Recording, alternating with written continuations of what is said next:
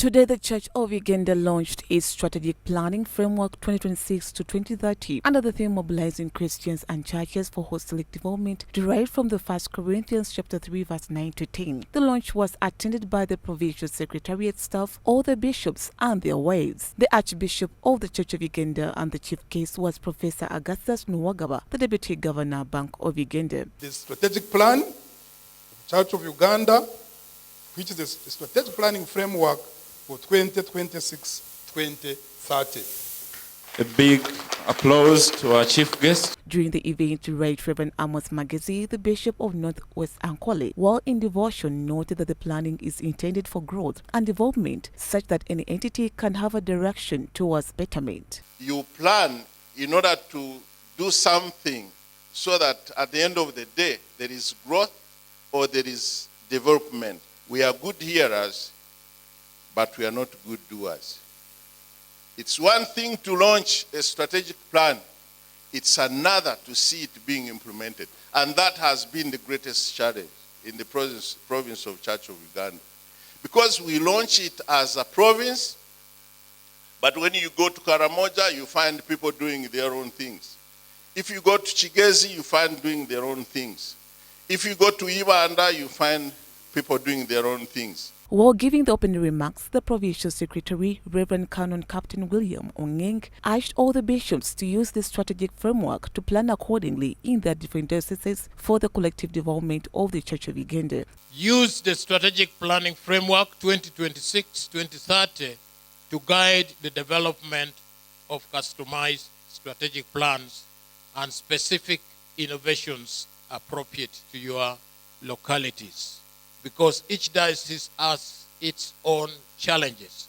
So this framework is guiding you to show you where we want to go as a church, but it is you to make that fit into your localities, your needs, so that you can be relevant to this mission that we are working to. The presentation of the strategic plan was done by Dr. Julian Biagendera, the Director, Provide and Equip Limited, who started with a performance review of the 2016-2025 framework, highlighting the achievements and the challenges. Provided health services and constructed health centers.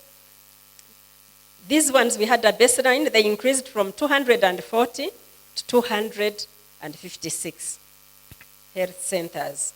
Education institutions on the extreme right, you'll see that universities, they remained 6, but you see opened 4 branches in Arua, Mbale, Kabale, and Kampala. Then we had TVETs, those institutions, they increased from 1166.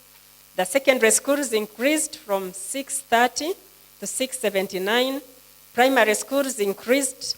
ECDs, then, including nurseries, they also increased. Total enrollment increased from 3.7 to 4.8.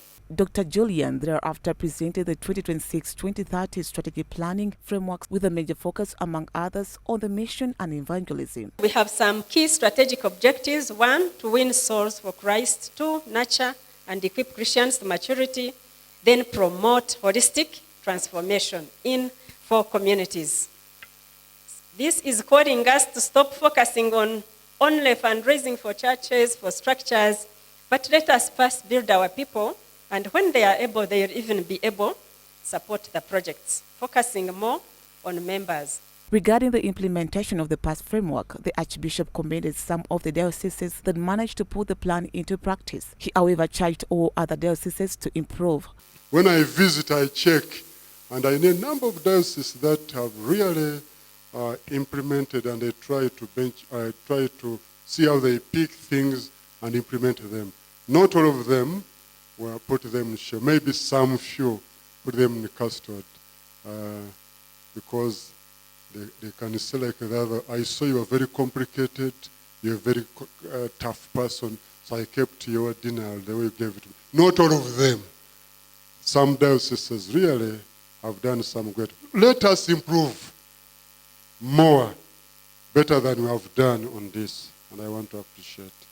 His Grace noted that the framework plan is not just a document members should look at, but rather the purpose behind it. It's not the document, but what is behind it It's about preaching the gospel and making Christ known. Like one author who said, the thing behind the thing is the real thing. So it's not about this we have and we tell, it has been launched, but what is the thing? The thing behind the thing is the real thing. What is the thing behind this document?